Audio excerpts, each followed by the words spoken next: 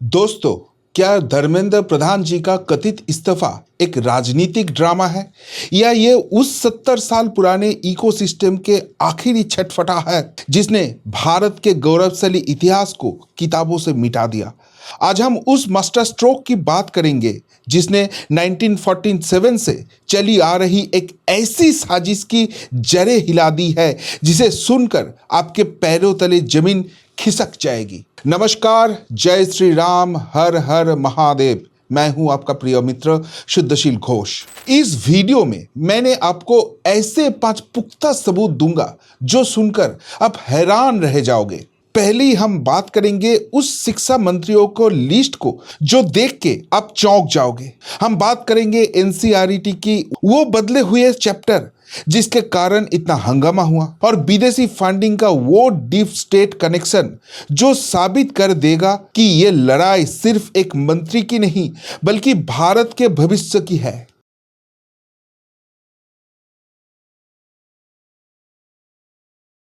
हम पहली बात करेंगे भारत के एजुकेशन मिनिस्टर्स का लिस्ट का।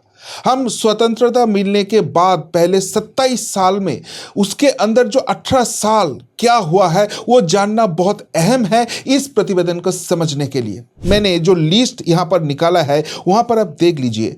हमको स्वतंत्रता मिला 1947 में, उसके बाद 12 साल 1958 तक भारत का शिक्षा मंत्री का नाम था मौलाना अबुल कलाम आजाद। उसके बाद कुछ साल के.एल. श्रीमाली जी को ये दायित्व मिला है, लेकिन फिर 1963 में वहाँ पर शिक्षा मंत्री बन जाते हैं हुमायूं कबीर जी।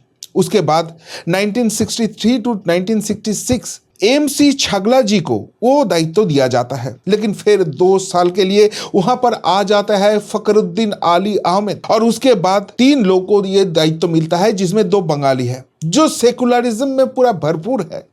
त्रिगुणा सेन, वी.के.आर.वी. राव और सिद्धार्थ शंकर राय जैसे लोगों को ये दायित्व देने के बाद फिर 1972 टू 1977 ये रेस्पॉन्सिबिलिटी मिलता है सैयद नूरुल हसन को। मतलब हमको स्वतंत्रता मिलने के बाद पहले 27 साल के अंदर 18 साल जो शिक्षा मंत्री थे वो हिंदू नहीं थे और वो सेकुलर थे। और इसके कारण क्या हुआ? इसके कारण भारत को इतिहास को पूरा भुलाया देने का पूरा कोशिश किया गया है। और यहाँ पर ही सवाल उठता है, क्या इस दौर की शिक्षा नीति ने भारत की ऐतिहासिक व्याख्या को एक विशेष दिशा दी?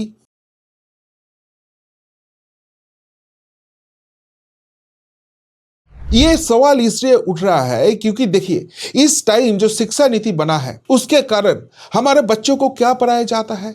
मुगल जो है वो बहुत ही फ्रेंडली है, वो बहुत ही सेकुलरिज्म किस्म का है। लेकिन जो असली हिस्ट्री है जहां पर मुगल भयंकर अत्याचारी है, हिंदू के ऊपर भयंकर अत्याचार किया था, उनके मंदिरों पर हमला हुआ था, हिंदू महिलाओं के ऊपर बलात्कार हुआ था। और ये जो मुगल था उसका कुछ लोगों का ओपन स्टेटमेंट हुआ करते थे कि यहां पर हिंदू को अगर प्यार से समझा के मुस्लिम किया जा सकता है तो अच्छे है, नहीं है तो उसके ऊपर ऐसे भारी मात्रा में अत्याचार करो कि वो अपना धर्म छोड़ने के लिए मजबूर हो जाए। और इसी कारण यहाँ पर इस्लामिक धर्म का जो विस्तार हुआ वो इसी टाइम हुआ है। लेकिन हम क्या देखते हैं, ये एनसीईआरटी का जो इतिहास का चैप्टर है वहां पर 1000 से भी ऊपर का पेजेस ये मुगल कितना अच्छे थे वो समझाने के लिए इस्तेमाल किया जाता है।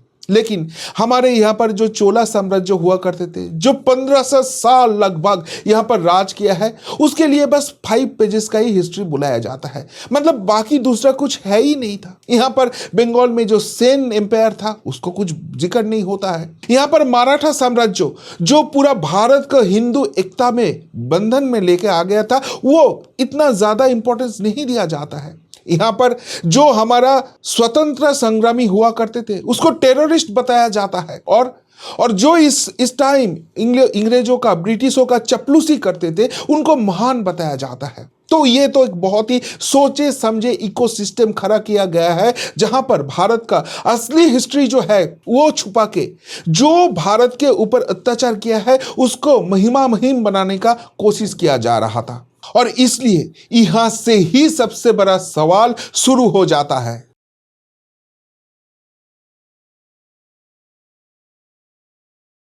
नरेंद्र मोदी सरकार आने के बाद धीरे धीरे इस सिस्टम के ऊपर काम होना चालू हो गया है। यहाँ पर भारत का जो शिक्षा नीति है उसका पूरा संस्कार करना बहुत ही इंपॉर्टेंट है, ये सरकार को लगने लगा है। भारत का जो असली कारीगर है, भारत का जो एकता है, भारत जहां से जड़ से जुड़ते हैं, वो सारे सच अभी सामने आने का टाइम आ गया है। ब्रिटिश ने जो डिफाइन कर गए थे और उसके बाद सेकुलरिज्म के नाम में जो गलत इतिहास हमको पढ़ाया जा रहा था उसको हटाने का पूरा प्लानिंग होता है और पूरा शिक्षा नीति को यहां पर चेंज करने का टाइम आ जाता है। यहां पर मुगलों को नहीं, मराठा साम्राज्य या विजयनगर साम्राज्यों का क्या महिमा था वो सामने लाने का कोशिश किया जाता है। भारत का स्वतंत्रता संग्रामी का असली इतिहास जो सच में यहां पर आए हुए ब्रिटिश का जड़ से उखाड़ के फेंकने का काम किया था, वो सारे सच सामने लाने का कोशिश किया जा रहा था। और ये अगर सच में हो जाता था तो भारत का असली इतिहास हमारे आने वाले पीढ़ियों के लिए वो एक एग्जाम्पल सेट हो जाता था और यहां से ही विवाद तेज होना शुरू हो जाता है। इतने तक सुनने के बाद क्या आपने गौर किया है, जब जब मुगलों के महिमा मंडल को कम करने का और असल भारतीय वीरों को जैसे चोल जैसे मराठा को जगह देने का बात आई, तब तब अचानक देश में छात्र आंदोलन और इस्तीफे के मांग क्यों उठने लगी है। ये कोई इत्तेफाक नहीं है, एक वेल प्लान टूल किट है, ये तो समझ में आ ही रहा है।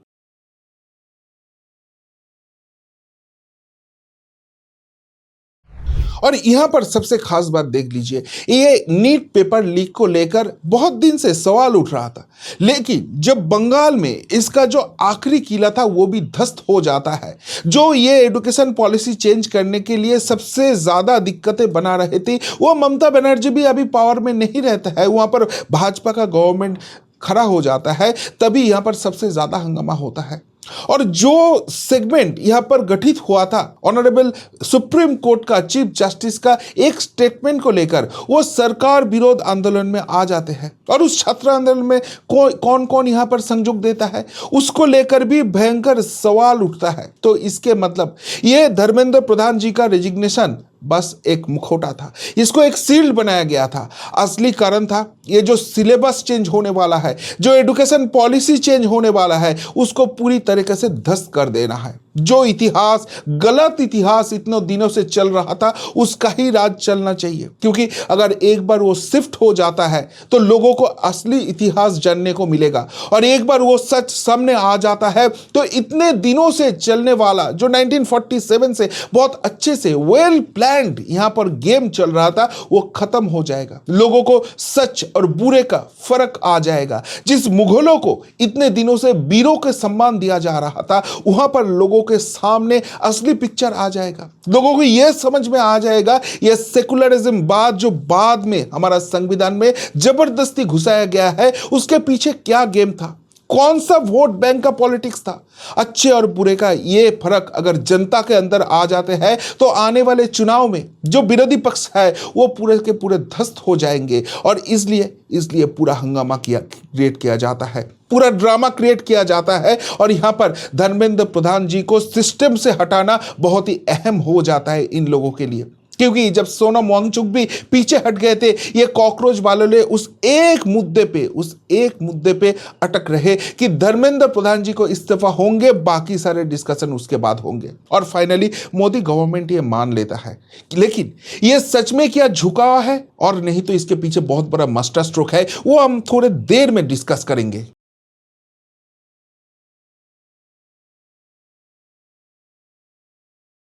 ये जो सो कॉल्ड जेनजी आंदोलन हुआ, ये जो सो कॉल्ड कॉकरोच वालों का आंदोलन हुआ और जिसके नाम में बहुत सारे हैरानी का कोशिश किया गया है, संसद भवन भी चलने नहीं दिया विपक्ष ने, तब नरेंद्र मोदी गवर्नमेंट ने बहुत शांति से पूरे प्रक्रिया को देखा। और सबसे बड़ी बात है यहां पर फाइनली इन लोगों का जो मांग था प्रधान का रेजिग्नेशन, धर्मेंद्र प्रधान जी को वो काम करने के लिए भी मजबूर किया जाता है। और फाइनली इन लोगों को लगता है कि इनकी जीत हासिल हो गया है, लेकिन सच में ऐसे नहीं है। क्योंकि धर्मेंद्र प्रधान जी जब रेजिग्नेशन देते हैं उसके बाद पूरे पार्टी उनके साथ ताकत के साथ पेश आते हैं और बोलते हैं कि हाँ, हम आपके साथ खड़े हैं।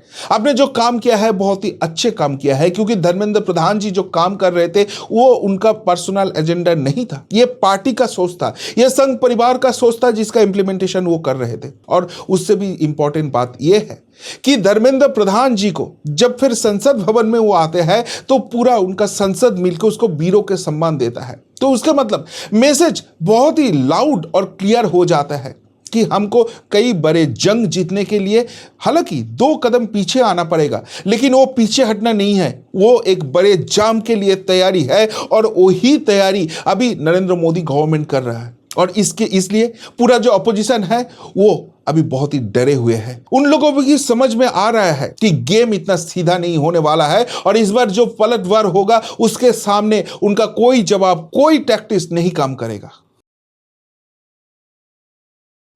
लेकिन असली ट्विस्ट ये नहीं है कि विपक्ष विरोध कर रहा है, असली ट्विस्ट ये है कि धर्मेंद्र प्रधान के पीछे हटना दरअसल मोदी शाह का एक बिछाया हुआ जाल हो सकता है। क्या हो अगर ये इस्तीफा एक ऐसी बड़ी कार्रवाई का बहाना है जो इस पूरे डीप स्टेट फंडिंग नेटवर्क को जड़ से खत्म करने वाली है।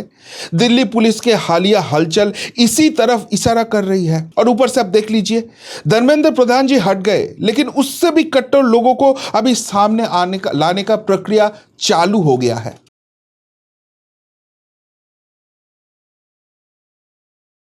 देखिए, मोदी गवर्नमेंट ने विपक्ष का जो चाल था, जो टुकड़े टुकड़े गैंग का चाल था, वो पूरा पकड़ लिया है, गेम को अभी पूरा रीड कर लिया है। और इसलिए इन लोगों को समझ में आया कि ये जो एजुकेशन पॉलिसी है ये एक बार चेंज हो जाता है तो ये टुकड़े टुकड़े गैंग वालों का जो खेल है, विदेश से फंडिंग मिलने वाला जो खेल है, वो जड़ से उखड़, और ये लोग इतना आसानी से ये नहीं करने देंगे। लेकिन इसलिए ये शिक्षा नीति का चेंज करना है तो गेम बहुत बढ़िया तरीके से खेलना पड़ेगा। पहले फील्डिंग सेट करना पड़ेगा, पहले सिस्टम को क्लियर करने पड़ेगा, और वही काम हो रहा है। देखिए, पहली चीज जो हुआ, यहां पर धर्मेंद्र प्रधान जी को इस्तीफा देना पड़ा, लेकिन उनके जगह में कौन आया? प्रहलाद जोशी जी, जो उनसे भी कट्टर है। और ये जो स्वयं सेवक का, ये जो आरएसएस का प्लानिंग है, उनका जो मनोभाव है वो और भी कट्टर तरीके से यहां पर वो एस्टेब्लिश करेंगे।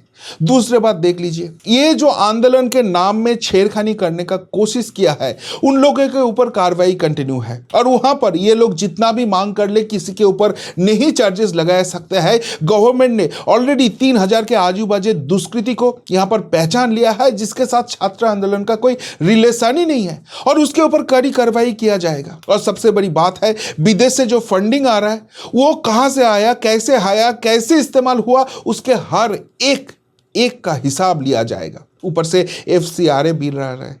तो आगे आने वाले दिन में ऐसे जो आंदोलन हंगामा करने का जो प्रक्रिया है वो बड़ी तरीके से ध्वस्त किया जाएगा। तो उसके मतलब इतना बड़ा सिस्टम को चेंज करना है तो आपको विरोध तो आएगा ही, उसके लिए कुछ कोलैटरल डैमेजेस के तरफ आपको कुर्बानी देना पड़ेगा। और वही धर्मेंद्र प्रधान जी का इस्तीफा है। लेकिन ये झुकना नहीं है, ये आगे के लिए सोच समझ के एक बढ़िया चाल है, और वो पूरा फील्डिंग सेट करने का प्रक्रिया चालू हो गया है। और इसके सामने ऑपोजिशन का ये गेम जो है वो ध्वस्त होने वाला है। और इसके बाद जब फाइनली जंग छेड़ेगा, तब वो शिक्षा नीति चेंज होगा, और हमारा जो आने वाला पीढ़ी है इसका जो सुफल है वो उसको मिलने वाला है। सरकार तो अपना काम कर रहा है, लेकिन आज आपको फैसला लेना पड़ेगा। क्या आप चाहते हैं कि आपके बच्चे वही अधूरा इतिहास पढ़े जो पिछले 70 सालों से पढ़ाया जा रहा है, या आप उस बदलाव के साथ खड़े हैं जो भारत को उसकी असली पहचान दिला रहा है? अगर ये वाकई एक मास्टर स्ट्रोक है तो क्या हम इस वैचारिक युद्ध के लिए तैयार हैं? अपनी राय कमेंट्स में जरूर बताइए। क्या आप चाहते हो कि मैं इनमें से कोई एक सबूत को और विस्तार से समझाऊं? वो भी आप कमेंट बॉक्स में जरूर कमेंट करके बताइए। अभी के लिए इतना ही, फिर मिलता है बहुत जल्दी। नमस्कार, जय हिंद, वंदे मातरम।